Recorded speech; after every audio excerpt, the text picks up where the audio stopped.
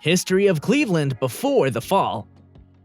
Cleveland, founded on July 22, 1796, sits close to the mouth of the Cuyahoga River and is seen as a major hub for the United States. For just over a decade, Cleveland would grow rapidly due to the major manufacturing plants that line the Cuyahoga River before it would once again play a crucial role in a major U.S. war.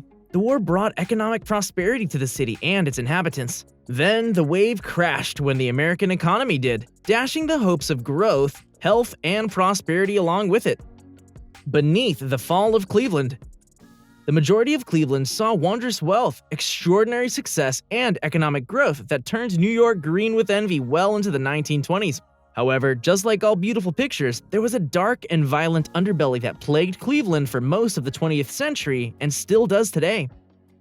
If you enjoyed this YouTube short, click that subscribe button and check out the full video right here on Company Insight.